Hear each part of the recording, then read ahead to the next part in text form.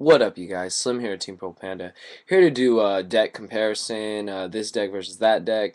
Ideas coming from my trade channel. Shout out to them. We're going to talk about one of the probably most common matches that you'll see, where you saw last format. If we ignore plants for a little while, one of the main matches that people like to watch was Gravekeepers versus X-Sabers. So that's what we're going to do today. We're going to compare the two decks and decide which one is the better of the two decks in that matchup.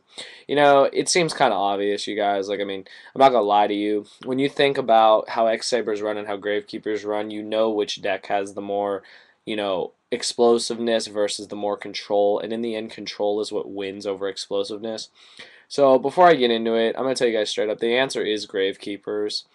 If that's all you were watching this video for, you don't have to watch the rest of it. But the honest answer is that Gravekeepers usually do have not too hard a matchup against X-Sabers if they can draw, into their stuff. And I'm not talking about Royal Tribute, you guys. I'm talking about just pure lockdown control.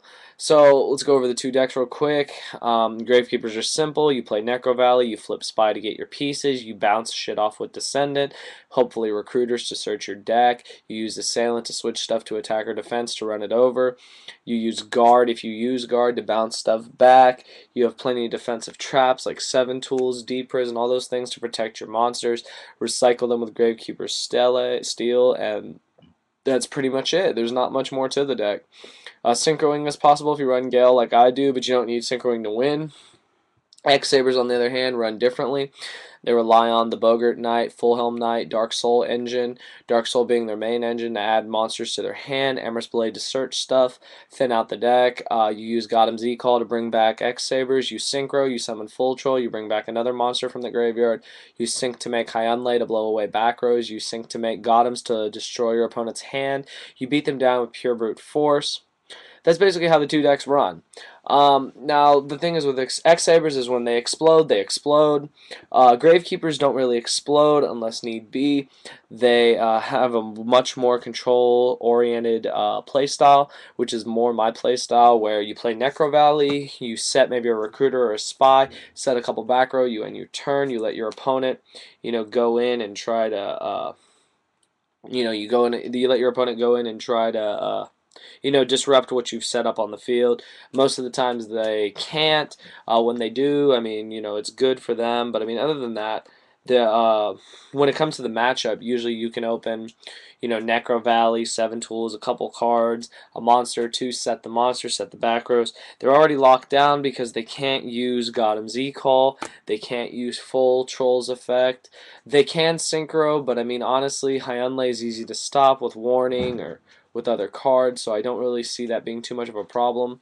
One of the main questions in the match is, when you side deck, like what do you do? Because X-Saber is going to side against you. Well, the best cards I think to side against them are Rivalry of Warlords, since they don't run a lot of the same type of monsters. They're kind of all over the place with Beast type and Warrior type and other stuff like that.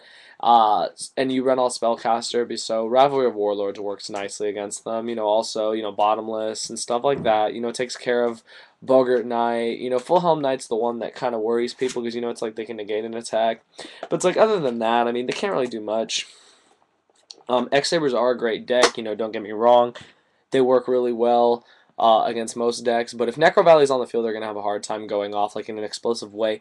The way they usually go off is they Trunade away your stuff, and if you let the Trunade go through, most likely you've lost.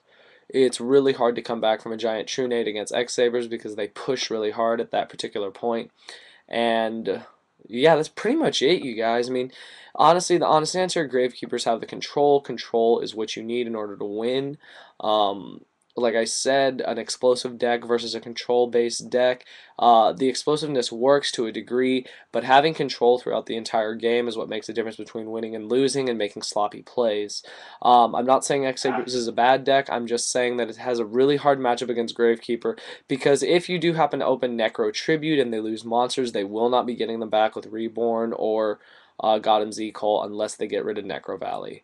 So that's all I got to say, you guys. honestly, when you compare the two decks, they're both really good. They're both top tier. Gravekeepers is just a little better. It's more consistent and it's more control based, which is important if you're going to win most of your matches. So that's all I got to say, you guys. Leave me your comments below what you think about X-Sabers and Gravekeepers. Do you play the match a lot? Do you win with X-Sabers? Do you win with Gravekeepers? What are your side options against both decks? Do you have a hard time against them? I mean, just leave me whatever you guys want to know.